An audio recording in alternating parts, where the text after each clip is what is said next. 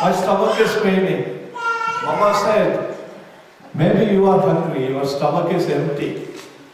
Maybe you are hungry, your stomach is empty. You eat well, your stomach pain will be all right. So the mama gave a lot of food. David ate the food and the stomach ache went. So they were happy. In the evening they visited the doctor's house just as a guest. When they went to the doctor's house, the doctor had a headache. So the boy said, your head is empty.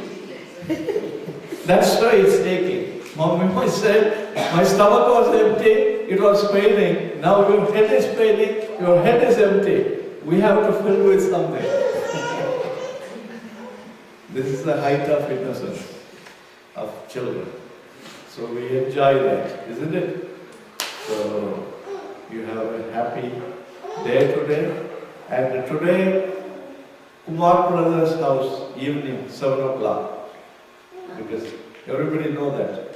Today, evening, 7 o'clock meeting. So please try to attend everybody. Your children can go participate class. Hallelujah. Praise the Lord.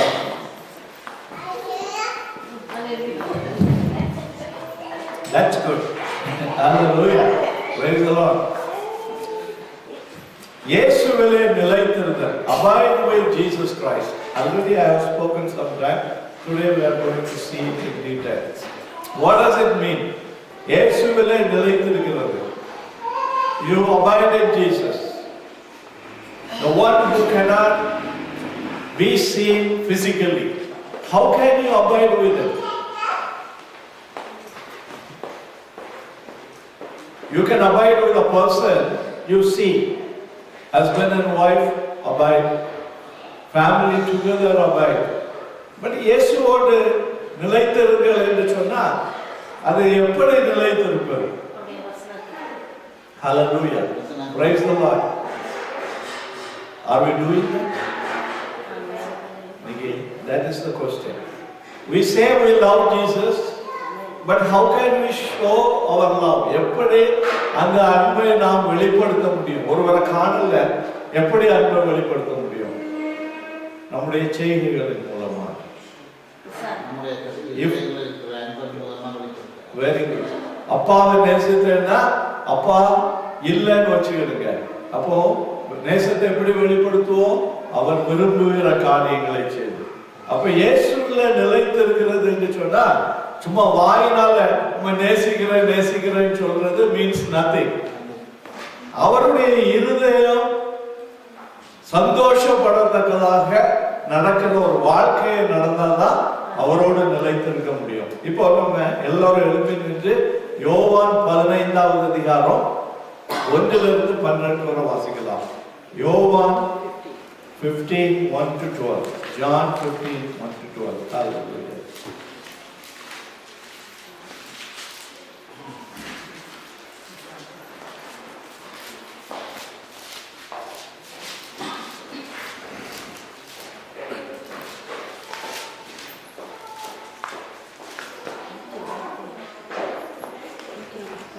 எல்லாரும் எடுத்துட்டீங்களா? ஆமென்.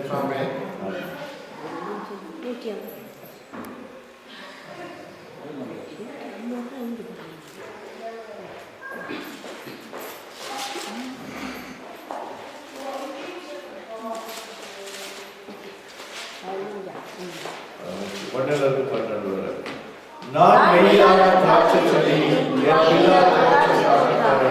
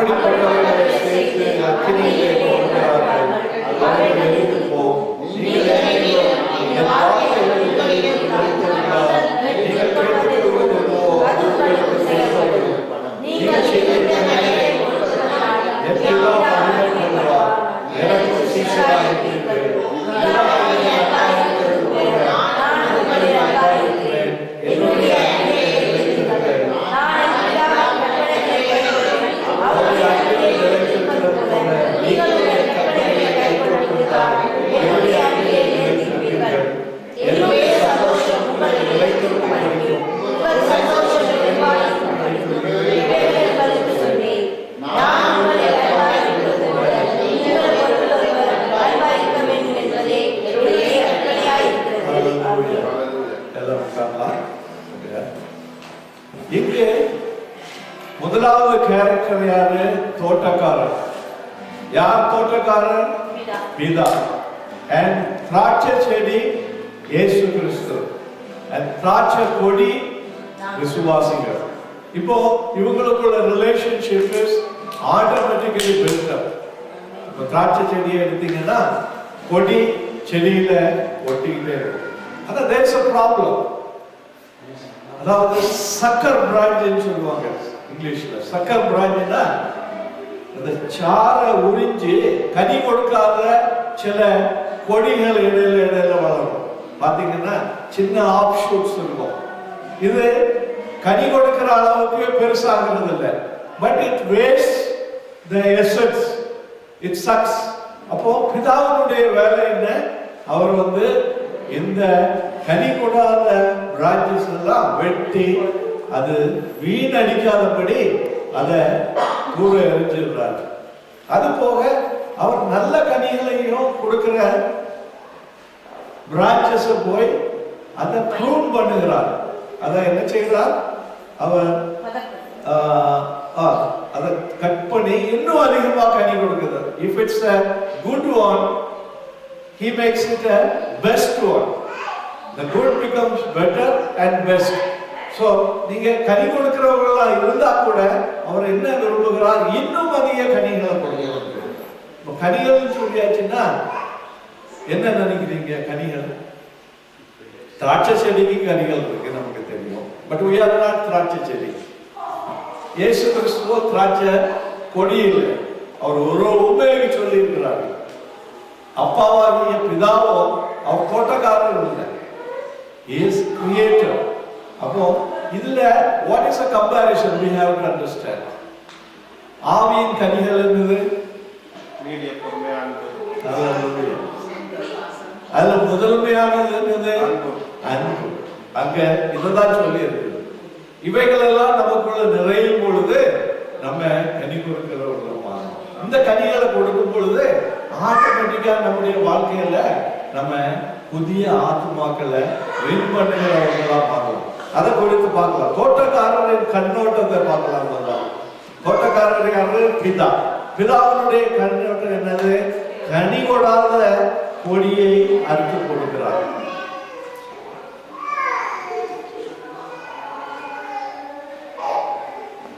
கனி கொடுக்காத கொடியே அவர் ஏன் அறுத்து போடணும்? நம்ம திராட்சை செடியை பற்றி பார்க்க போறதில்லை. விசுவாசிகள்ல கனி கொடாதபடி அவர்கள் மற்ற விசுவாசிகளை கெடுத்துக் கொண்டிருந்தால் இதான் என்ன செய்வாரு? is not going to play. He has a business.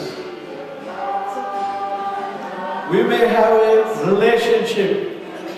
To maintain the relationship, we want to keep many things. But Father is not like this. He meant business. Racha chedi irundha, he wanted to give fruit. கனி கொடுக்காத இதை என்ன செய்கிறது? அவர் வெட்டி போட அறுத்து போடுகிறார். அறுத்து போடுகிறதுனா வெட்டியதை விட கொஞ்சம் பலமானது. அதாவது he swipe it out and make sure that there is no connection. Because not only the sucker branches, what they do, they takes the energy, அல்லது whatever requires for the fruit producing energy, அதை அந்த மரத்திலிருந்து அது வீணாக சாப்பிட்டு கொண்டிருக்கிறது. It is no use of for the தோட்டக்காரர். ஃபாதருக்கு எந்த பிசினஸோ அதனால இல்ல, ஆதாயம் இல்லை. அது பார்க்கறதுக்காக ரெண்டு இலைகளை வச்சுக்கொண்டு தோட்டக்காரனுக்கு வேண்டிய அனுபவத்தை கொடுக்காம இருக்கிறதுனால அவர் அதை வெட்டி போடுகிறார். அதிலிருந்து கனி கொடாத செடியிலே நிலைத்திருக்கவில்லை என்று விளங்குகிறது. அதே போல் விசுவாசி என்று சொல்லியும் பரிசுத்த ஆவியின் கனியாகிய கனிகள் எத்தனை உண்டு? 9 கனிகள் நம்ம பார்த்தோம். கனிகள் அல்ல, கனி. அதாவது fruit of the spirit, not fruits of the spirit. அதுல ஒரு கனி இருந்ததுன்னா எல்லா கனியும் இருக்கும். Nobody can say என்கிட்ட ஒரு கனி இருக்குது, மற்ற கனிகள் இல்லை. எனக்கு அன்பு இருக்குது ஆனா பொறுமை இல்லை, அது வந்து போய். அன்பு இருந்துன்னா என்ன இருக்கும்? அன்பு இருந்துன்னா பொறுமை இருக்கும், அன்பு இருந்துன்னா சாந்தம் இருக்கும், அன்பு இருந்துன்னா என்ன கீழ்ப்படுதல் இருக்கும். So it is the basic thing. அன்பு இருந்துன்னா lovers எடுத்துக்கிடுங்க. The one who being loved சொல்லுது, நீ என்ன இன்னைக்கு சாயங்காலம் 5 மைல் 10 மைல் தண்ணி இங்க மீட் பண்ணணும்னு சொன்னா அவர் போவாரா? போக மாட்டாரா? காலையில் என்ன சொல்லுவாங்க, மலையையும் காடுகளையும் தாண்டி உன்னத பாட்டுல அருமையா எழுதி இருக்குது. அப்போ இந்த உலக லவ் அப்படி இருக்குன்னா, டிவைன் லவ் இருந்துன்னா எதை செய்ய மாட்டாங்க இல்லையா? அந்த அங்கே சொல்லப்பட்டிருக்கிறது. பிதா அதை எதிர்பார்க்கிறார். எதனால எதிர்பார்க்கிறார்னா, நம்ம யாரோட இணைஞ்சிருக்கிறோம்? இயேசு கிறிஸ்துவோட இணைஞ்சிருக்கிறோம். இயேசு கிறிஸ்துவோட இந்த கனியெல்லாம் இருக்கிறதுனால அவரோட இணைஞ்ச கொடிக்கு அதே குணாதிசயங்கள் வர வேண்டும் என்பதுதான் பிதாவினுடைய திட்டம். ஆனா நம்ம என்ன யோசிச்சுட்டு இருக்கிறோம், ஏதோ இந்த உலகத்துல வந்தோம் போனோம் பேசணும் கதை விட்டோம் போயிட்டோம். God has a greater purpose. எங்க போக போறோம்? நம்ம பரலோக ராஜ்யத்துல. பரலோக ராஜ்யத்துல எப்போதுமே என்னது ஆடல் பாடுறது, உலக கவலை எல்லாம் கிடையாது. நாளைக்கு போய் நான் ரொட்டியை செய்யவா, இதை பரலோக ராஜ்யத்துல ஆடலும் பாடலும் தான். பிதாவை குறித்து துதியின் வார்த்தைகள், holy holy holy is the Lord all the time. The seraphim, hallelujah, all the angels come together praising God. அவரோடு விசுவாசி ஆகிய சபையை சேர்க்கிறதுக்காக ஆண்டவர் ஆயத்தப்பட்டு கொண்டிருக்கிறார். அதனால கனி கொடுக்கிறவைகளை அதிகமாய் கனி கொடுக்கும்படி அவர் ப்ரூவ் பண்ணுகிறார், அதை சுத்தம் பண்ணுகிறார். ப்ரூனிங்னா சுத்தம். அப்போ பிதா விசுவாசியை சுத்தம் செய்து அது இயேசுவோடு நிலைத்திருந்து அநேக கனிகளை கொடுக்கும்படியாக பிதா விரும்புகிறார். அப்போ அந்த நிலைத்திருக்கிற அனுபவம் வந்து விட்டு விட்டு போகிற அனுபவம் இல்லை. சில விசுவாசிகளுடைய ப்ராப்ளம் என்னன்னா, ஞாயிற்றுக்கிழமை வந்து ஒட்டிக்கிடுவாங்க. வீக் டேஸ்ல இயேசுவை குறித்து அவங்க சிந்திப்பதும் இல்லை, இயேசு கிறிஸ்துவை குறித்து அவர்கள் ஆராதனை செய்வதும் இல்லை, இயேசு கிறிஸ்துவிடம் இருந்து வசனங்களை பெற்றுக் கொள்வதும் இல்லை. There is no connection. ஆனா நிலைத்திருக்கிறதுனா கனெக்ஷன் எப்போவாது விட்டு போகுமா? விட்டு போகாது. அப்ப இது ஒரு ஆர்டிபிஷியல். இது வந்து ஒரு மிஷனரி இருந்தார். அவர் ஆப்பிரிக்கா தேசத்துக்கு மிஷன் மூலியத்துக்கு போனார். போகும் பொழுது ஒரு சின்ன ஜெனரேட்டர் எடுத்துட்டு போனார். அதாவது அதுல மண்ணெண்ணெய் அல்லது பெட்ரோல் ஊட்டியாச்சுன்னா அது ஓடும், அதுல இருந்து எலக்ட்ரிசிட்டி ப்ரொடியூஸ் பண்ணி. ஏன்னா ஆப்பிரிக்காவில் எலக்ட்ரிசிட்டி கிடையாது இவர் போன இடத்துல. அப்போ அந்த ஜெனரேட்டரை எடுத்து கொஞ்சம் ஒயர் எடுத்துட்டு ஒரு பல்பையும் கொஞ்சம் பல்பெல்லாம் எடுத்துட்டு போனார். அங்கே போனால் அங்கே உள்ள லோக்கல் மிஷினரி எல்லாம் அவர் சுற்றி சந்திப்பார். அங்கே உள்ள லோக்கல் மிஷினரின்னா ஆப்பிரிக்கன் அவர் டெவலப் பண்ண மிஷினரிஸ். அப்போ ஒரு நாள் இந்த ஆப்பிரிக்கன் மினிஸ்ட்ரிஸ் அவர் வீட்டுக்கு வந்தாங்க. வந்து பார்த்தாங்க இந்த லைட் நல்லா எரிஞ்சிட்டு இருக்குது. உடனே ஒரு மிஷினரி வந்து கேட்டாரு, ஐயா இந்த பல்பு எனக்கு ஒன்று தாங்கலாம் அப்படின்னு சொல்லி. உடனே அவருக்கு ஒரு காரியத்தை வளர்க்கறதுக்காக ஒரு பல்பை கொடுத்துருக்காரு. ஸோ இவர் போனார், ஆப்பிரிக்கன் மினிஸ்ட்ரி போனார். அந்த வீட்டில் கயரில் கட்டி தொங்க போட்டுருந்தார். ஒரு நாள் இந்த மிஷினரி அவர் வீட்டுக்கு விசிட் பண்ண போனார். போகும்போது இந்த பல்பு தொங்கிட்டு இருக்குது, ஆனால் there is no light. இதை போலதான் நிறைய விசுவாசிகள் இயேசுவோட தொடர்பு இருக்குன்னு நினைச்சுக்கிறாங்க. லைட்டு யாரையோ எரிஞ்சதை பார்த்ததுனால. But in fact there is no light because they are not connected to Jesus Christ. விளங்கிச்சது இல்லையா? அதான் சொல்றாரு, நீ என்னோடு நிலைத்திருந்தால் நீ அதிகமாய் கனி கொடுப்பாயா? கேள்வி குறியில்லை, கொடுப்பாய். So it is a definition that if you are united with Jesus Christ, you have to give the fruits. கனி கொடுக்கலன்னா there is a problem, connection.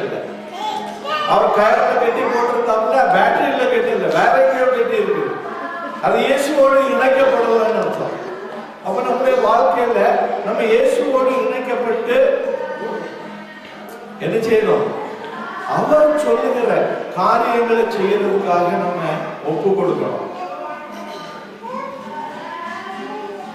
இன்னொரு காரியம் என்னன்னா, நீங்க இந்த கார்டன்ஸ் எல்லாம் போனீங்கன்னா, பெரிய கார்டன்ஸ்ல இந்த அடர்ந்து வளர்ந்த செடிகளை அழகா ப்ரூவ் பண்ணி அனிமல் போல அல்லது பேர்ட்ஸ் போலெல்லாம் வெட்டி விட்டுருப்பாங்க இல்லையா?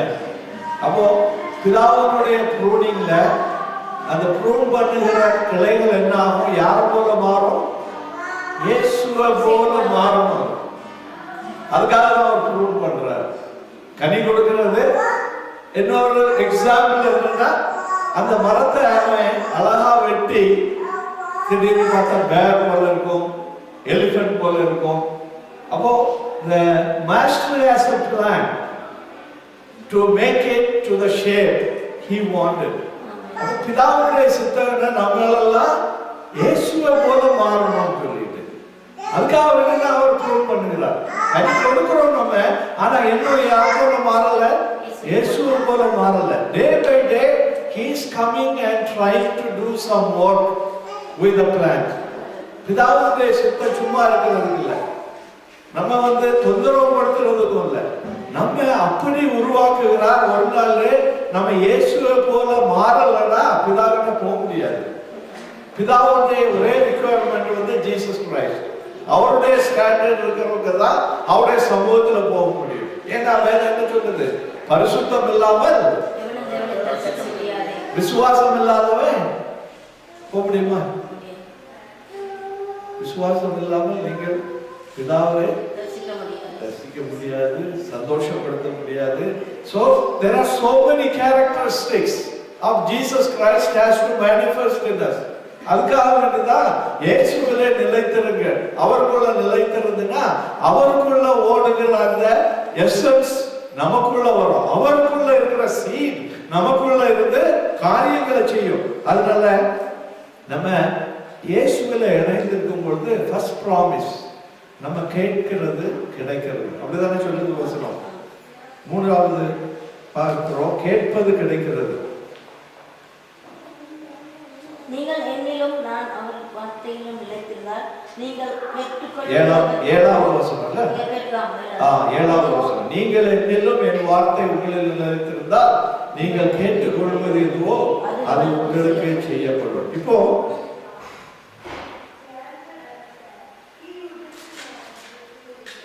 இன்னொரு வசனம் சொல்லுது, பிதாவின் சித்தப்படி செய்கிறவனுக்கு அது செய்யப்படும். அப்போ நம்முடைய விண்ணப்பங்களை ஆண்டவர் செய்கிறாருன்னு சொல்லியாச்சுன்னா அதுக்கு அர்த்தம் என்னன்னா, நம்முடைய விண்ணப்பங்கள் தேவனுடைய சித்தமா இருக்கணும். தேவனுடைய சித்தமா இருக்கிறதுக்கு காரணம் உண்டாகிறதுக்காக நம்ம இயேசுவோடு இணைக்கப்படுகிறோம். இயேசுவோடு இணைக்கப்பட்ட நம்முடைய வாழ்க்கையில நம்முடைய விருப்பங்கள் இயேசுடைய விருப்பங்களா இருக்குமா அல்லது நம்ம சொந்த விருப்பங்களா இருக்குமா? இதுதான் கொஸ்டின் வருது. விசுவாசிகளுடைய ப்ராப்ளம். இயேசுவோடு இணைக்கப்பட்டோம்னா கொடி எங்க இணைக்கப்பட்டிருக்கிறது? செடியில. அப்போ செடியினுடைய காரியத்தை தான் கொடி செய்யும். அப்படிதானே? இப்போ கொடி விருப்பத்துக்கு வேற செய்ய முடியுமா? கொடி இப்போ செடி என்ன செடி? திராட்சை செடி. திராட்சை செடிக்குள்ள இணைக்கப்பட்டிருக்கிற கொடி மாங்காய் கொடுக்க முடியுமா? அப்படி கொடுத்தா அர்த்தம் என்ன? அது திராட்சை செடியோட இணைச்சல்ல, மாமரத்தோட இணைக்கப்பட்டிருக்கு. உங்கள் கனிகளினாலே நீங்கள் உங்களை அறிவீர்கள். சோ பேசிக்கலி நீங்க யாரோடு இணைக்கப்பட்டிருக்கீங்களோ அதனுடைய கனிகள் தான் உங்களுக்கு வரும். நீங்க சொல்லலாம் வேப்பங்காயா இருக்கும், இல்ல நான் திராட்சை செடி திராட்சை கனின்னு சொல்லலாம். ஆனா அதை டேஸ்ட் பண்ணி பார்த்தா என்ன இருக்கும்? வேப்பங்காய் எப்படி இருக்கும்? இனிப்பா இருக்குமா? அப்போ there is a basic truth behind that. அதனாலதான் சொன்னார், நீங்கள் என்னிலும் என் வார்த்தை உங்களிலும் இருந்தால், என் வார்த்தை அப்போ அவருடைய வார்த்தை is the essence. See, திராட்சை செடியில திராட்சை பழத்தை உண்டாக்குகிற எசன்ஸ் நமக்குள்ள வர்றதுனால we are bearing grapefruit. அப்போ இங்க வந்து the word of God gets into our soul. When that word of God comes to our soul, it produces the will of God from us. நமக்குள்ள சுய இச்சையினால வர்ற இதுகள் எல்லாம் முன்னாலே ஒழிஞ்சு போச்சு. என் பிதாவுக்கு விருப்பம் இல்லாத எதுவும் இயேசு கிறிஸ்து செய்ய மாட்டார் என்று வேதம் சொல்லுது. பிதாவின் இச்சையை நிறைவேற்றுவதற்காக நான் வந்தேன். பிதாவுடைய சித்தத்தை செய்வதே என்னுடைய டெய்லி ஃபுட்டா இருக்குது. என்னுடைய உணவே பிதாவுடைய இச்சையை செய்வது அப்படின்னு சொல்லி இருக்குது. அப்போ எவ்வளவு க்ளோஸா ஆண்டவர் நம்மளை ட்ரீட் பண்ணுறாரு பாருங்க. அதனாலதான் சொல்லப்பட்டிருக்கு, இயேசுவிலே நிலைத்திருப்போம் என்று சொன்னால் அவரிலே அன்பாய் இருக்கிறோம் என்று அர்த்தம். நான் உண்மை நேசிக்கிறேன் அப்படின்னு நல்ல பாட்டு படிச்சுட்டு நம்ம போயிட்டு அவர் தம்பி நீ என்னுடைய தோட்டத்துல போய் வேலை செய்ய சொல்லியாச்சுன்னா ஓகே ஓகே அப்படி சொன்னவர் என்ன செய்தார்? அப்பா அம்மா உடனே அவரு மார்க்கெட்டுக்கு போயிட்டார். சுற்று எங்க போக சொன்னார் அப்பா? என்னுடைய தோட்டத்துக்கு. இங்க அவருடைய தோட்டம் என்னது? விசுவாசிகள் என்ன தோட்டத்தை கொடுத்திருக்கிறார்? சபை.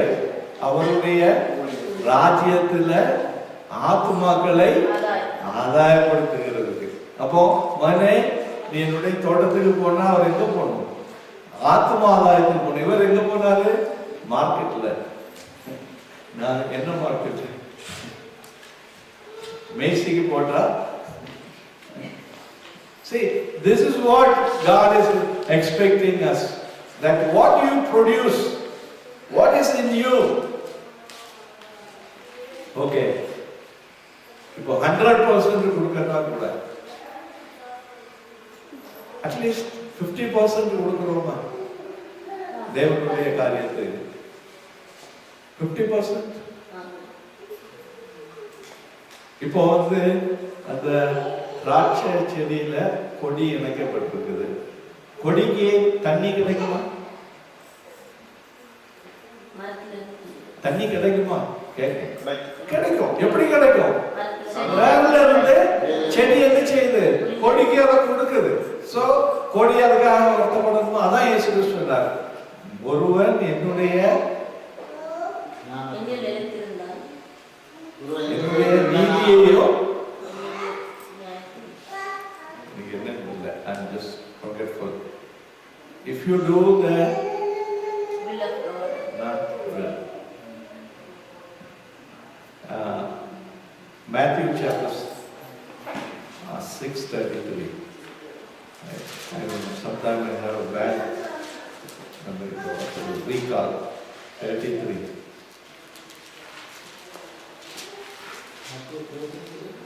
முதலாவது தேவனுடைய ராஜ்யத்தையும் இவைகள்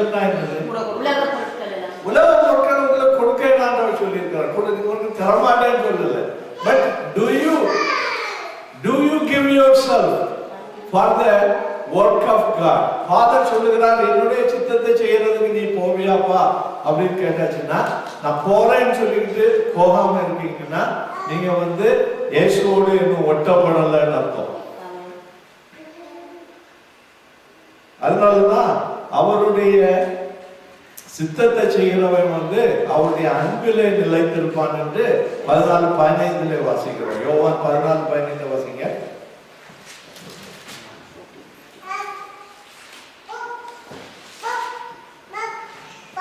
John 14:15. நீங்கள் என்னில் அன்பாய் இருந்தால் என் கற்பனைகளை கைக்கொள்ளுங்கள். நீங்கள் என்னிடத்தில் அன்பாய் இருந்தால் என் கற்பனைகளை கைக்கொள்ளுங்கள். இப்போ கண்டிஷன் ஆண்டவர் கொடுத்துட்டார். நான் இயேசுவோட இருக்கிறேன்னு சொல்லியாச்சுன்னா அவர் என்ன சொல்லுகிறார்? நீ என்னிடத்தில் அன்பா இருந்தீன்னா அப்பா நீ என்னுடைய கற்பனைகளை கைக்கொள். அவருடைய கற்பனைகள் கடினமானது அல்ல என்று வேதம் சொல்லுகிறது. ஆனா நம்ம அவரை நேசிக்கிறோம் சொல்லுகிறோம், அவருக்கு கீழ்ப்படியணும்னு சொல்லணும் விருப்பம் இல்லை. இதெல்லாம் எனக்கு செய்ய முடியாது. இதெல்லாம் அவசியமா? இதெல்லாம் செய்தாதான் நான் அவரை நேசிக்கிறேன்னா அப்படின்னு சொல்லிட்டு அவர் சொல்லுகிறார், நான் தாகமா இருக்கிறேன், எனக்கு தண்ணி கொண்டாடுன்னா சும்மா கிடங்கப்பா, இப்பெல்லாம் தர முடியாது, எனக்கு வேலை இருக்குது, நான் முடிச்சிட்டு வரேன் அப்படி சொல்லிட்டு அவரை நேசிக்கிறோன்னு சொல்லியாச்சுன்னா அது உண்மையா இல்லையா? அப்பாவை நான் நேசிச்சேன்னா அவர் தண்ணி கேட்டாருன்னா அவர் தண்ணின்னு சொல்றதுக்கு முன்னால அங்க போய் கொடுக்கறது தான் அன்பு. அப்ப நீங்க 1 மணி நேரம் இருந்துருக்க, நான் எனக்கு வேலையை முடிச்சுட்டு வந்து தரேன்னா அவர் தாகத்துல செத்துருவார். அப்போ ஆண்டவர் சொல்லுகிறார், நீங்கள் என்னிடத்திலே அன்பா இருந்தால் என்னத்தை கை கொள்ளணும்? கட்டளைகளை கை கொள்ளுங்க. நீங்க கட்டளைகளை கை கொண்டீங்கன்னா I take it as you are loving me. நீங்க என்ன அன்பு அன்பு அன்புன்னு 10 தடவை அன்புன்னு சொல்றதை விட நான் சொன்ன காரியத்தை நீங்க செய்துட்டு வந்துட்டீங்கன்னா that love is manifested automatically. There is no need even to utter that I love you Lord. இந்த I love you Lord utterance எப்போ வரணும்னா பிசாசுக்கு முன்னால. பிசாசு நம்ம ஏத்து நிற்கும் பொழுது நான் ஆண்டவரை நேசிக்கிறேன் அப்படின்னு சொல்லிட்டு அப்போ பிசாசுக்கு என்ன ஆயிரும்? அது இந்த அனுதின மன்னா அன்னைக்கு மதன் ஒன்று அனுப்பி விட்டார். அதுல ஒரு ரிப்போர்ட் உண்டு. என்னன்னா சின்ன சின்ன ட்ரிக்லெஸ் நல்லா இருக்கும். அந்த இது நல்ல அனுதின மன்னா வாசிங்க, அது உங்களுக்கு அனுப்பினாங்க. அதாவது ஒரு ஊழியக்காரர் நல்லா உறங்கிட்டு இருந்தாரா, சவுண்ட் ஸ்லீப். திடீர்னு பயங்கர சத்தம்.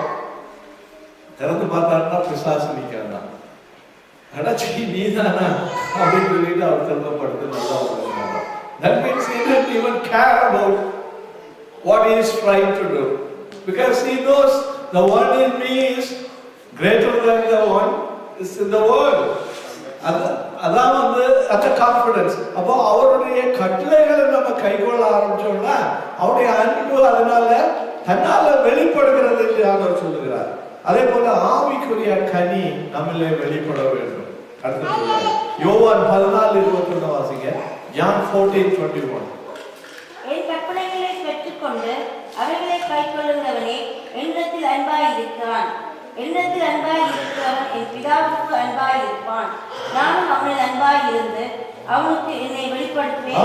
தேவன் என்னை வெளிப்படுத்துகிறார். அப்போ அந்த சித்தத்தை செய்யும் பொழுது தேவனுடைய சித்தம் நமக்குள்ள என்ன செய்யுது? வெளிப்பட ஆரம்பிக்குது. அந்த தேவனுடைய சித்தம் வெளிப்பட ஆரம்பிக்கும் பொழுது நம்ம கேட்கிறவைகள் எல்லாம் அவருடைய சித்தத்தின்படி இருக்கும். அப்போ நம்ம கேட்கிறவர்கள் எல்லாம் அவருடைய சித்தத்தின்படி இருக்குன்னா அவர் உடனே அதை செய்யறதுக்கு ஆயத்தமா இருக்கிறார். இதுதான் வந்து அதனுடைய சீக்ரெட். அப்போ தேவனிலே நான் நிலைத்திருக்கிறேனா இல்லையா என்பதை அறிந்து கொள்ள வேண்டுமானால் நான் கர்த்தர் சொன்ன காரியங்களை செய்கிறேனா அதை மட்டும் நம்ம எக்ஸாமின் பண்ணிட்டு இருந்தா போதும். கர்த்தர் சொன்ன காரியங்கள் சொல்லியாச்சுன்னா, அதாவது உலக கிரியைகளை வைத்து ஆண்டவர் சொல்லல, அவருடைய கட்டளைகளை கை கொடுக்கிறது. அதாவது நம்ம சர்வாயுத வர்க்கம் தரித்த ஆயுதம் தரித்திருக்கிறோமா? அதுல என்னெல்லாம் சொல்லி இருக்குது? நீதி, சத்தியம், வேற என்ன? சுவிசேஷம், பாதரட்சை. அப்போ இவைகளெல்லாம் நம்ம தரித்திருந்தோம்னா தேவனை ஆட்டோமேட்டிக்கா சந்தோஷப்படுத்துகிறவர்களா மாறிடும். நம்ம ஆராதிக்க வர்றது வந்து தேவனை சந்தோஷப்படுத்துகிறது. அவரை நம்ம என்ன செய்கிறோமா? we are building up a platform for it. ராஜா எங்க இருப்பாரு? ராஜா எங்க உட்கார்ந்திருப்பாரு? அரியணை இல்லை. அப்போ the praises will build up a அரியணை. அரியணை என்ன இருந்தது? அந்த கிங்ஸ் சீட். ஞாபகம் இருக்குல்ல, நம்ம ஜெருசாக்கு அந்த ஃபங்க்ஷன் நடந்தது, அரியணை சீட். அப்போ அப்போ அந்த வர்ஷிப் எப்படி இருக்கணும்னா பைபிள் என்ன சொல்லுதுன்னா ஆவியினாலேயும் உண்மையினாலேயும் நடந்திருக்கணும் சொல்லிட்டு. அப்போ நம்ம வர்ஷிப் வந்து ஆவியினாலே உண்மையால நிறையும் பொழுது automatically there is a seat built up for the king to come and sit there to enjoy. அதாவது ராஜா உட்கார்ந்து இருந்தாருன்னா அவருடைய சேவர்கள் என்ன செய்வாங்க? அந்த இதை போட்டு வீசுவாங்க. Now there is so much going on to honor the king. அதே போல நம்ம worship பண்ண ஆரம்பிச்ச உடனே the king comes down. So he gets all the honor in this place. இங்க வந்து நம்ம worship பண்ணிட்டு இருக்கிறோம். ஒரு ஆள் அப்படி 4 பேர் 4 பக்கத்துல பார்த்தா ராஜா அங்க இருந்து பார்த்துட்டு இருப்பாரு. காங்கிரிகேஷன் என்ன worship பண்ண வந்தாங்களா அவர் பிசினஸ் செய்துட்டு இருக்கிறாங்க. That's honor or dishonor? If the king is there, our whole attention should be there. That's what king is expecting. At the same time, the king loves us. Adala, he is not going to be very adamant that உலக ராஜாக்களை போல அவர் நம்ம குனிய கூடாது நிமிர கூடாது அப்படி சொல்லுகிறவர் இல்லை. நம்முடைய attention இருக்கான்னு பார்க்கிறார். You may be having some business. பிள்ளைகள் இருக்குது, பிள்ளைகளை பார்க்கிறது. God loves the children. He is not going to get angry. But what is your attention? Do you have the love overflowing? அதாவது நான் எது செய்தாலும் என்னுடைய மைண்ட் அவர் மேல இருக்கிறதா தான் பார்க்கிறார். You can walk even out. But நீ போகும்போது உன்னுடைய இருதயம் அவரை துதிக்குதா அதை ஆண்டவர் பார்க்கிறார். You understand? It's not physical. It is spiritual. Your mind is attached. It can do anything. But your mind will just get closer to him. ஸ்தோத்திரம் ஆண்டவரே, ஸ்தோத்திரம் அப்பா. நான் என்ன ஒருவேளை ஏதாவது செய்ய வேண்டியது வந்தாலும் என்னுடைய மைண்ட் என்ன செய்யுது? அவரை துதிச்சுட்டே இருக்குது. That's what he wanted. I should not be detached. நம்ம டிட்டாச் பண்ணிடுறோம். என்ன செய்துறோம்? இயேசுவோட உள்ள அந்த தொடர்பை என்ன செய்துறோம்? உடனே கட் பண்ணிட்டு நம்ம business தொடங்கிறோம். You understand that? I can still have the connection, doing everything. என்னுடைய உள்ளான மனசு அவரை வந்து துதிச்சுட்டே இருக்குது. Outwardly I am doing something which is necessary. நீங்க நம்ம என்ன பண்ணிடுறோம்? நம்ம அவுட்வர்ட் காரியத்தை செய்ய வந்த உடனே அந்த இன்வர்ட் கனெக்ஷனை வந்து கட் பண்ணிடுறோம். துதிக்கிறத நிறுத்திடுறோம். நான் சொன்னேன்ல, இந்த ஆன்லைன் பிரேயருக்கு முதலாவது நான் போகும்போது சில நேரங்களில் சிலர் வந்து தூங்குவாங்க. அப்போ சில பாஸ்டர்ஸ் வந்து அதை விரும்புறதில்லை. I used to tell them, allow them to come. They have a desire to come, at least to sleep in the presence of God. வீட்டுல தூங்கி இருக்கலாமே இல்லையா? அவங்க அவ்வளவு தூரத்துக்கு தியானம் போட்டு வந்தாங்கன்னா அங்க வீட்டுல படுக்க இடம் இல்லைன்னா அங்க வந்து தூங்க வந்தாங்க. They had a desire to come, to be in the presence of God. You show that desire. That's what I am telling. Maybe you are not able to participate like others, no problem. But your heart is attached. அதான் நிலைத்திருக்கிறது. If you have the love, நான் ஒன்றும் செய்ய முடியலன்னா நம்ம மடியிலே அதை வந்து படுத்துக்கிட்டேன்ப்பா. ஆண்டவர் என்ன வேண்டாம்னு சொல்றாரு. வாப்பா நீ என் மடியில். அவர் தோல்ல தூக்கி சுமக்கிற கர்த்தர். என்ன சொல்றது? கரவல் ஆடுகளை அவர் மெதுவாக நடத்துகிறார். கரவல் ஆடுனா குட்டி போட்ட இதுகளை வந்து அவர் புஷ் பண்ணியதில்லை. அதுகளை அதனுடைய ஸ்பீட்ல நடத்துகிறார். கால் பலவீனம் உள்ளதை தோல்ல போட்டு நடத்துகிறார். Only thing is, he wanted that to be here. Whether you are weak or strong, no matter. வந்து படுத்துக்க நீ இயேசுவுடைய சமூகத்துல. God wanted that attachment. Hallelujah. அடுத்தபடியா நம்ம பார்க்கலாம் யோவான் 14:23.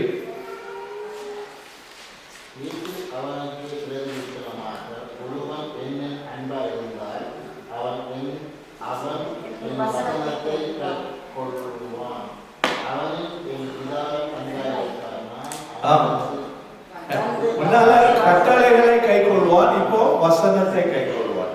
அப்போ ஒருவன் என்னில் அன்பா இருந்தா இயேசுவே இயேசுவே சொல்றதுல பெருசு இல்ல. அவன் என்னுடைய வசனத்தை கை கொள்வான். அவன் வசனத்தை கை கொள்ளும் பொழுது பிதா ஆட்டோமேட்டிக்கா. தோட்டக்காரர் வந்து ரொம்ப ஸ்ட்ரிக்ட். அதாவது இந்த செடி கொடி கூட அட்டாச் பண்ணி கொடிக்கு வேண்டிய காரியங்கள் செய்யுது. ஆனா பிதா வந்து கொடிய அதனுடைய ஸ்தானத்துல எல்லாம் கொடுத்து வச்சிருக்கிறார். அதனால இந்த செடி கூட கொடி சேரும் பொழுது கொடி செடியை போல மாறணும் என்பது பிதாவுடைய சித்தம். அதனால அந்த வசனத்தை நம்ம ஏற்றுக்கொள்ளும் பொழுது பிதாவுடைய அன்பு ஆட்டோமேட்டிக்கா நம்ம மேல விழ ஆரம்பிச்சது. நான் இயேசுவை நேசிக்கிறேன் பாட்டு படிக்கும் பொழுது பிதா நம்ம கூட வந்து சேர்ந்ததில்லை. இயேசுவின் சித்தத்தை செய்யறதுக்காக பலவீனத்துல நீ கலந்து நான் என்னால் முடிஞ்சது செய்யறேன் அப்படின்னு நீ போனாலும் God is happy about that. You don't need to establish everything. என்னால முடிஞ்சு, அதாவது ஒரு சபையை குறித்து சொல்லப்பட்டிருக்கிறது, அது வந்து பிலடெல்பியா சபை, நீதிமொழி இது வெளிப்படுத்துவதில்லை. இந்த பிலடெல்பியா சபையில என்ன சொல்லப்பட்டிருக்குதுன்னா, அவனுக்கு கொடுக்கப்பட்ட பலத்துல வாசிங்க, வெளிப்படுத்துதல் 3வது அதிகாரம்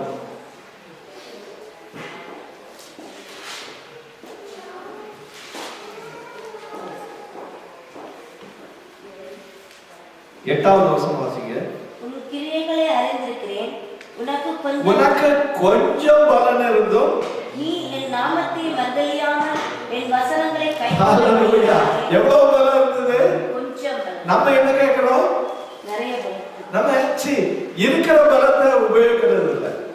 What God has given, we are not using it, but we say எனக்கு மட்டும் அவ்வளவு வல்லமை இருக்குன்னா நான் அதை செய்வேன் அப்படின்னு சொல்லிட்டு. அதுக்கு அர்த்தம் என்ன? இயேசு கிறிஸ்து சொல்றாரு, இந்த சின்ன காரியத்துல உண்மை உள்ளவனா இருந்தீங்கன்னா பெரிய காரியத்திலே நீ உண்மை உள்ள இருப்பா. இந்த சின்ன காரியத்துல நீ உண்மை உள்ளவனா இல்லைன்னா எந்த காரியத்திலே நீ உண்மை உள்ளவனா இருக்க மாட்ட. So God wanted us to start with small things. என்ன கொடுத்திருக்கிறாரோ அதுல whatever you can do, are you doing it? அதான் question. இல்லாதவைகளை வேண்டாம், நான் பில்லிகிராம போல மாறணும், நான் வந்து தினகரனை போல மாறணும், அப்போ செய்வேன் அப்படின்னு. You have a calling. என்ன வல்லமையை கொடுத்திருக்கிறாரோ அதுல செய்யக்கூடியதை செய்ய ஆண்டவர் சொல்லி இருக்கிறார். அதனால அதை செய்யறதுக்கு நம்ம ஒப்பு கொடுக்கிறோமா? அதான் ஆண்டவர் கொடுக்கிறார். அப்படியா? யோவான் 15:9 வாசிக்கலாம். John 15:9.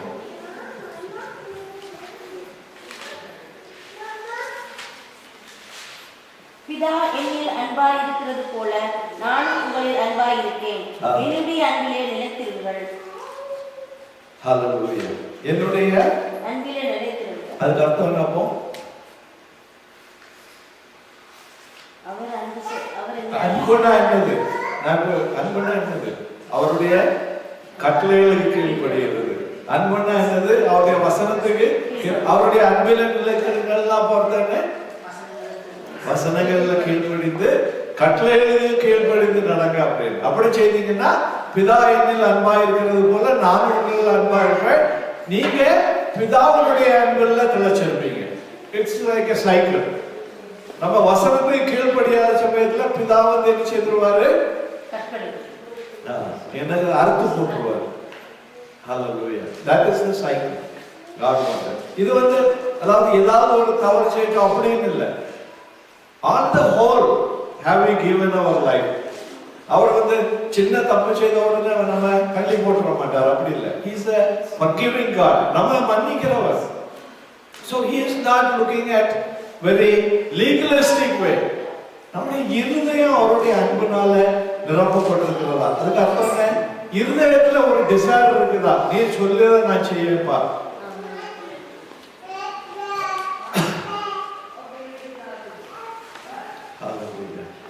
அது எப்படி சின்ன காரியம் சொல்லலாம்?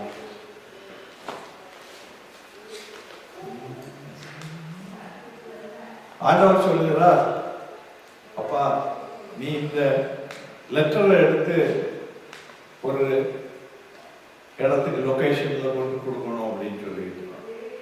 அதாவது சின்ன இதா சொல்லி மனைவி காலையில புருஷன்கிட்ட ஒரு லெட்டரை கொடுத்து இதை போஸ்ட் பண்ணிருங்க அப்படின்னு சொல்லிட்டு, அந்த லெட்டரை அவருக்கு பேக் போல வச்சுக்கிட்டு அவர் ஆபீஸுக்கு போவாரு. சாயங்காலம் வீட்டுக்கு வரும்போது அந்த லெட்டர் எங்க வந்துடும்? வீட்டுக்கு வந்துடும். ஐயே நான் மறந்துட்டேன். அப்படி கர்த்தருடைய காரியத்தை நம்ம செய்யணும்னு சொல்லிட்டு வாஞ்சை இருக்குதுன்னு சொல்லுகிறோமே வெளியே அதை எக்ஸிக்யூட் பண்றதுக்கு ஞாபகம் இல்லை. அதுக்கு அர்த்தம் என்ன? வீட்டோன்னு அந்த மனைவி அவன் நேசிச்சிருந்தான்னா கண்டிப்பா மனைவி சொன்னால அப்படின்ற எண்ணம் கண்டிப்பா வரும். He has more important things than the love of his wife. அதனாலதான் மறந்து போயிருந்தது இல்லையா? நல்லா சாப்பிட சமயம் ஞாபகம் வரும் இல்லையா? இது யார் செய்தா? சாப்பாடு கட்டி கொடுத்துருவாங்க இல்லையா வைஃப்? அப்படிதானே? லஞ்சு கொடுத்து விட்றீங்களா ஹஸ்பண்டுக்கு? அப்போ அந்த சாப்பாடை திறந்த உடனே இது எனக்கு ஒய்ஃப் செய்து தந்தது அப்படின்னு ஞாபகம் வரும் இல்லையா? அப்போ உடனே லெட்டருக்கு ஞாபகம் வரும். அதை போல கர்த்தருடைய ஆசீர்வாதங்களை நம்ம அனுபவிக்கிறோம் இல்லையா? அந்த அனுபவிக்கும் பொழுது என்ன ஞாபகம் வரணும்? அவருடைய வசனங்களை குறித்து, அவருடைய கட்டளைகளை குறித்து, அப்பா நீங்க இதெல்லாம் சொல்லி இருக்கீங்களே அதெல்லாம் கீழ்படியணும். அப்போ அந்த யூனிட்டி எப்போ வருதுன்னா we have a connection with it. நிலைத்து இருக்கிறது. நிலைத்து இருந்தோம்னா ஆட்டோமேட்டிக்கலா அது வரும். நிலைத்து இருக்காத சமயத்துல தான் நம்ம தேவைகளுக்காக அவர்கிட்ட வருகிற அனுபவம். எப்பவாவது ஒரு தேவை வந்த உடனே கேட்கிற அனுபவம், அது நிலைத்து இருக்கிற அனுபவம். தேவன் நிலைத்து இருக்கிறத விரும்புகிறார். அடுத்தபடியா 1 கொரிந்தியர் 13:13 வாசிங்க.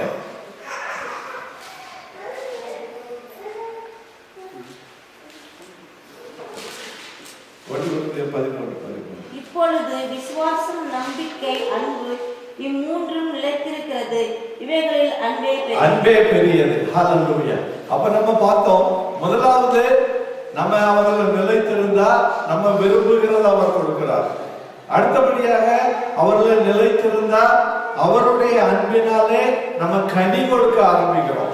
இப்பொழுது பார்க்கிறோம், பரிசுத்த ஆவியாகிய தேற்றரவாளர் நமக்கு இயேசு போதித்து சொன்ன யாவற்றையும் நமக்கு நினைப்பூட்டுவார். அப்போ அவருடைய சித்தத்தை செய்வதற்காக ஆண்டவர் நமக்கு ஒரு டூல் கொடுத்திருக்கிறார். அதான் பரிசுத்த ஆவியானவர்.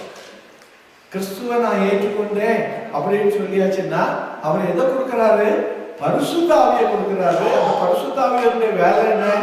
இயேசு சொன்ன காரியங்களை நமக்கு ஞாபகப்படுத்தி, அதனால நம்ம மறந்து போனேன்னு சொல்றதுக்கு சான்ஸ் இல்லை. பரிசுத்த ஆவியானவர் நமக்குள்ள இருந்தாருன்னா அவர் என்ன செய்வார்? வாசிங்க யோவான் 14:26. John 14:26. So this is the right kind of relationship. இது இருந்தனா we have no excuse. 14:26. என் நாமத்தினாலே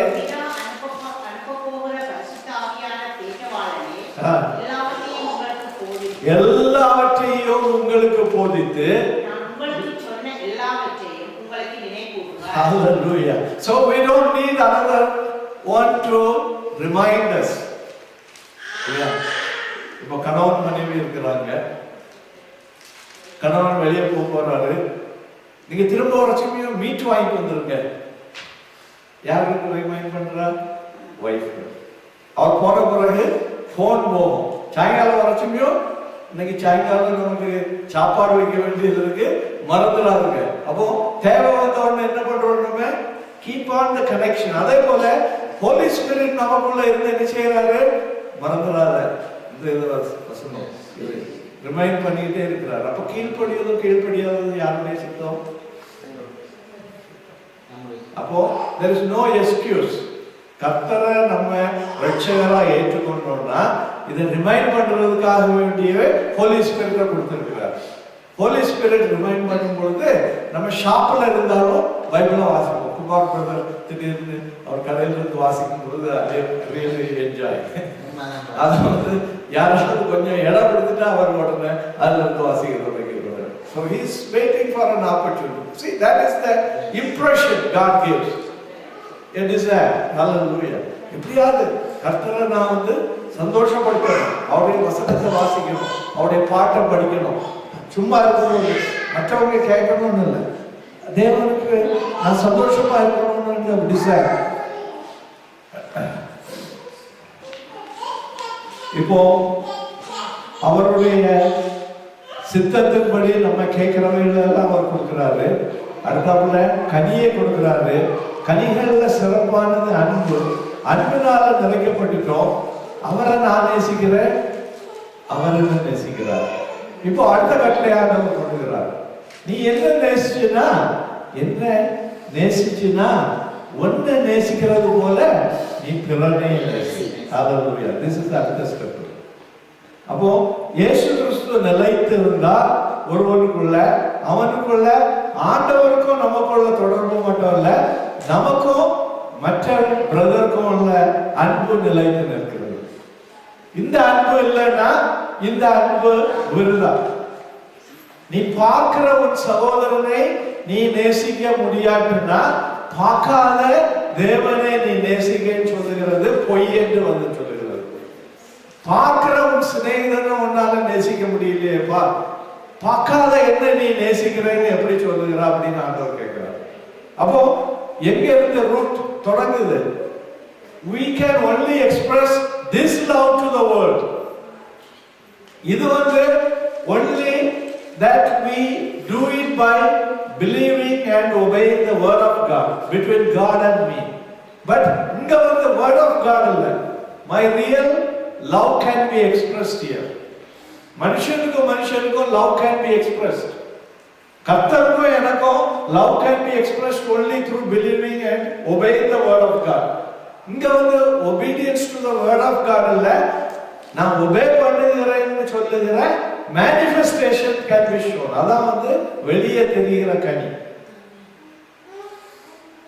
அதாவது 1 யோவான்ல சொல்லப்பட்டிருக்கிறது, நீ உன் சகோதரனை பகைத்தால் நீ வந்து தேவனுடைய தண்டனைக்கு எரிநரகத்துக்கு போகவா என்று அந்த மீனிங்ல வந்து சம்திங் சொல்லப்பட்டிருக்கு. அப்போ ஒருவரோடு நம்ம என்ன செய்யணும்? அன்பா இருக்க வேண்டும்.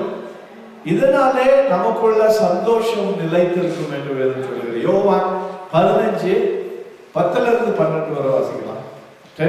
பிதாவின் கற்பனைகளை கைக்கொண்டு அவருடைய அன்பிலே நிலைத்திருக்கிறது போல நீங்களும் என் கற்பனைகளை கைக்கொண்டிருந்தால் என்னுடைய அன்பிலே நிலைத்திருப்பீர்கள். என்னுடைய சந்தோஷம் உங்களில் நிலைத்திருக்கும் படிக்கும், உங்கள் சந்தோஷம் நிறைவாகும் படிக்கும் அவைகளை உங்களுக்கு சொன்னேன். நான் உங்களில் அன்பாயிருக்கிறது போல நீங்களும் ஒருவர் ஒருவர் அன்பாயிருக்க வேண்டும் என்பதே என்னுடைய கட்டளையாய் இருக்கிறது. ஹalleluya, ஹalleluya. Thank you Lord. Thank you. So நம்ம வந்து அப்போ கிறிஸ்தவ அன்பு நமக்குள்ள இருக்கணும். அந்த எங்க தொடங்குதுன்னா சகோதரர்கள் என்று சொல்லியாச்சுன்னா கர்த்தருடைய குடும்பத்துக்குள்ள அது வந்து ஸ்ட்ராங்கா இருக்கணும். அந்த அன்பு இருந்துன்னா நம்ம வந்து வீண் வார்த்தைகளை பேசுவோமா? யாரையாவது வீண் வார்த்தையை பேசுவோமா? அன்பு இருந்துன்னா அது மன்னிக்கும். 1 கொரிந்தியர் 13 அநேக காரியங்கள் சொல்லி இருக்குது அன்பு என்ன செய்யும் இல்லையா? அத மன்னிக்கும். அது அப்போ இந்த கனிகள் எல்லாம் நமக்குள்ள இருந்து வெளிப்படும். ஹல்லேலூயா. இதை செய்யும் பொழுது தேவனோடு நாம நிலைத்திருக்கிறோம் என்பதை அது சொல்லுகிறது. இதை செய்யும் பொழுது நமக்குள்ள இயேசுவோடு உள்ள சமாதானம் நிலைத்திருக்கும் என்று அர்த்தம் சொல்லப்பட்டிருக்கிறது. இவைகளை செய்யும் பொழுது இயேசு என்ன சொன்னார்? என்னுடைய சமாதானத்தை நான் உனக்கு கொடுக்கிறேன் சொல்லிட்டு. யோவான் 16:33 வாசிங்க. என்னிடத்தில் உங்களுக்கு சமாதானம் உண்டாயிருக்கும் பொருட்டு இவைகளை உங்களுக்கு சொன்னேன். உலகத்தில் உங்களுக்கு உபத்திரவம் உண்டு, ஆனாலும் சுடன் கொள்ளுங்கள், நான் உலகத்தை ஜெயித்தேன். ஹல்லேலூயா. உலகத்தில் உங்களுக்கு என்ன உண்டு? உபத்திரவங்கள் உண்டு. இதெல்லாம் இருக்குது. நான் ஆண்டவர் நடக்கன்னு சொல்லியாச்சுன்னா உபத்திரவம் கிடையாதுன்னு சொல்லல, இயேசுவே சொல்லுகிறார். உலகத்துல உங்களுக்கு உபத்திரவம் உண்டு, ஆனா அவைகளை நான் ஜெயித்ததுனால நீங்களும் அதை ஜெயிப்பீங்க. அதான் அதனால என்ன செய்யுது? நம்முடைய வாழ்க்கையில புதிய ஒரு வாழ்வு உருவாங்க. பழையதெல்லாம் ஒளிந்து போன முன்னால இருந்த நான் இல்லை. Everything has become new. கர்த்தருக்குள்ள அந்த புதுமையை நமக்குள்ள மற்றவர்கள் காணணும். 2 கொரிந்தியர் 5:17. ஹalleluya. 2 Corinthians 5:17. இப்படி இருக்க ஒருவர் கிறிஸ்துவுக்குள் இருந்தால் புது சிருஷ்டியாய் இருக்கிறார். பழையவைகள் ஒழிந்து போயின, எல்லாம் புதிதாயின. பழையவைகள் ஒழிந்து போயின.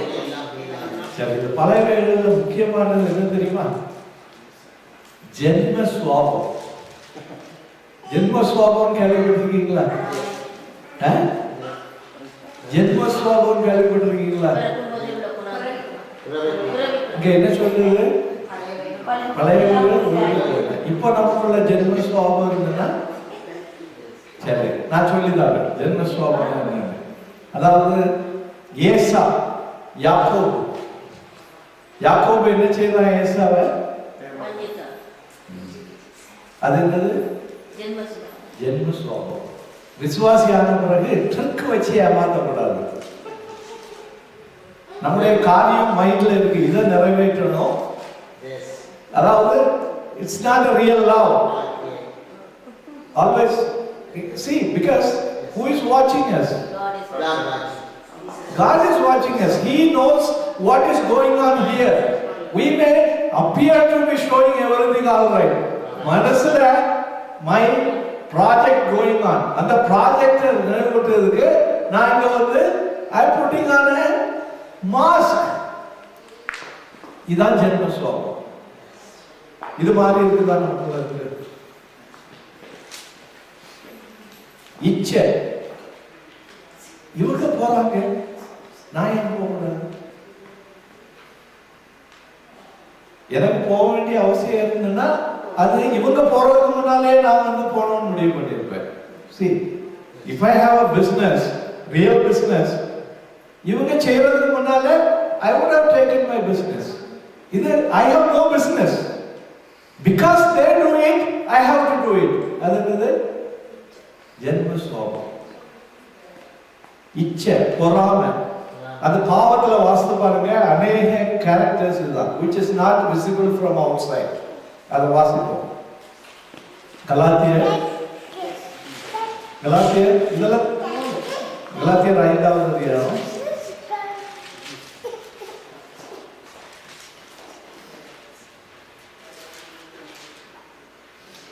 மாம்சத்தின் கிரியைகள் வெளியேறமாய் இருக்கின்றன.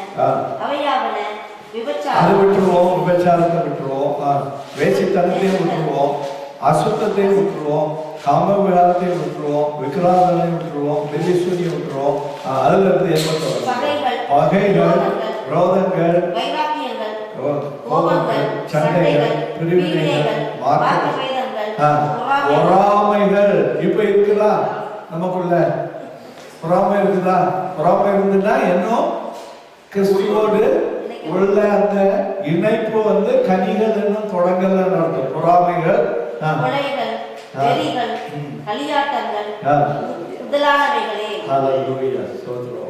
அப்ப அந்த ஜென்ம சுவாபம் நமக்குள்ள இருந்து பெயரணும்னு ஆண்டவர் சொல்கிறார். இப்படி இருக்க ஒருவன் கிறிஸ்துவுக்குள் இருந்தால் புது சிருஷ்டியா இருக்கிறார், பழையவர்கள் ஒழிந்து போயின. அப்ப நம்ம செய்ய வேண்டியது என்ன? எப்படி ஒழிச்சு போடுவீங்க? சொல்லிட்டு தான் இருக்கோம், பிறந்ததுல இருந்து மறுபடி பிறந்ததுல இருந்து இதுதான் சொல்லிட்டு இருக்கிறோம். ஆனா ஜென்ம சுவாபம் வந்து தலை காட்டுத, சிச்சுவேஷன் மாறணும்னு அப்படி வந்து தலை காட்டுத. பிலிப்பியர் 3வது அதிகாரம் 9வது வசனமும் 11வது வசனமும் வாசிக்கிறேன்.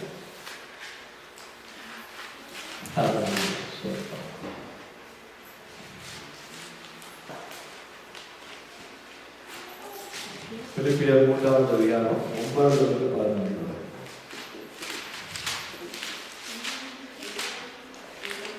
பிலிப்பியர் 3வது அதிகாரம் 9லிருந்து 11.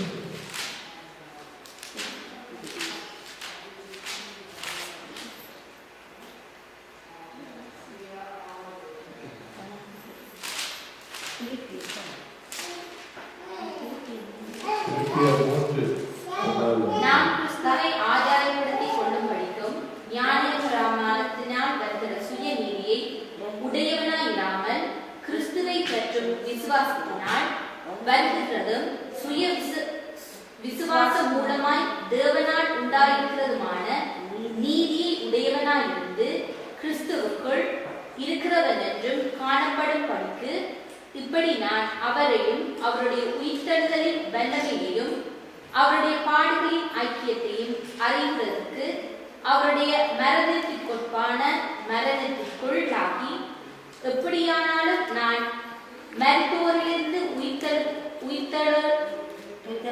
மீட்கப்படுவதற்கு தகுதியாகும்படிக்கு அவருக்காக எல்லாவற்றையும் நஷ்டமென்று விட்டேன், குப்பையுமாக எண்ணுகின்றேன். அல்லேலூயா.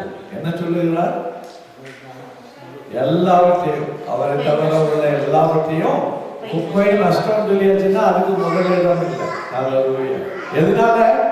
அவருக்குள்ள எதுக்காக மரணம் அடைந்தேன்? எப்போ மரணம் அடைஞ்சீங்க?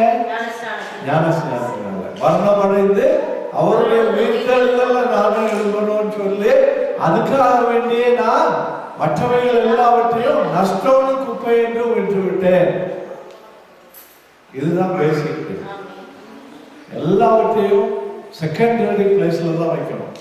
இயேசு கிறிஸ்துவுக்கு முதலிடம், மற்ற எல்லாத்துக்கும் செகண்ட் பிளேஸ் அல்லது தேர்ட் பிளேஸ் தான். எப்பவும் நம்ம கேட்கும் பொழுது சொல்லுகிறோம் இயேசு கிறிஸ்துவுக்கு தான் முதலிடம் சொல்லி. அப்போ முதலிடம் சொல்லியாச்சுன்னா எப்படி தெரியும்? நம்முடைய கனிகள் மூலமா தெரியும், நம்முடைய கிரியைகள் மூலமா தெரியும், நம்முடைய ஒபீடியன்ஸ் மூலமா தெரியும். அல்லேலூயா. அதனால தேவனுக்கு முதலிடம் கொடுத்து, தேவனுக்கு முதலிடம் கொடுக்கிறோம்னு சொல்லி நம்ம செய்யாம இருக்கிறத விட, ஆண்டவரே நான் போக மாட்டேன்னு சொன்னாலும் அவருடைய கட்டளைகளை செய்யறதுக்கு அல்ல. மூத்த மகனை போல நம்ம கதையில பார்ப்போம். அவன் போக மாட்டேன்னு சொன்னான், ஆனா அப்பா சொல்லிட்டாருன்னு சொல்லி அவனுக்கு என்ன செய்தது? மனசுல போராட்டம் வந்து அவருடைய சித்தத்தை செய்தான் என்று பார்க்கிறோம். தேவன் அவர்களை விரும்புகிறார். அதனால இந்த காலை வேளையில நம்ம எழுப்பி நிற்போம், தேவனுக்கு நம்ம ஒப்பு கொடுப்போம், அவரோடு இணைந்து இருப்போம். அந்த இணைந்து இருக்கிற அனுபவத்தை தேவன் விரும்புகிறார். யார் திருநாட்சோம்லே என்ன செய்யுது? மதனுக்கு என்ன செய்யுது? அப்படியா? சீரியஸா இருக்கா? சரி. அப்புறம் நீங்க ஏதாவது அது பிரேயர் அவன் வந்த பண்ணலாம். இல்ல வேற ஏதாவது நீங்க சொல்லணுமா?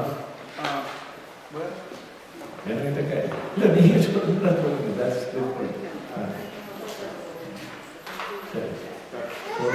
Hallelujah. Thank you Lord. Hallelujah. தேவனுக்கு ஸ்தோத்திரம், ஸ்தோத்திரம் அப்பா. அந்த இயேசுவோடு இணைகிற அந்த அனுபவம், நிலைத்திருக்கிற அனுபவத்தை ஆண்டவர் இந்த காலை வேளையிலே நமக்கு கொடுக்கின்றதாய். Hallelujah. அதுவே இந்த நேரத்திலே உமது சமூகத்திலே எங்கள் விண்ணப்பங்களை கொண்டு வருகிறோம். தர்ப்பணை விசேஷமாய் ஆண்டவரே பிரேமையினுடைய கல்யாணத்துக்காக ஜெபிக்கிறோம். அவருடைய ஆயத்தங்களை எல்லாம் வாய்க்கப்படும். அதே போல ஆண்டவரே மதனுக்கு பூரண சுகத்தை கட்டளையிடும்.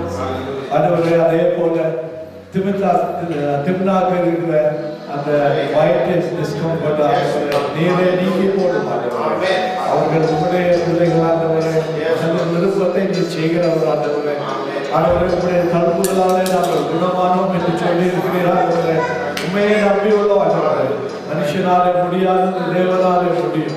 அதே நாங்கள் விசுவாசிக்கிறோம். ஆண்டவரே என் சொன்னவைகள் எல்லாம் ஆம் என்று முழுமையாக ஒப்பு கொடுக்கிறோம்.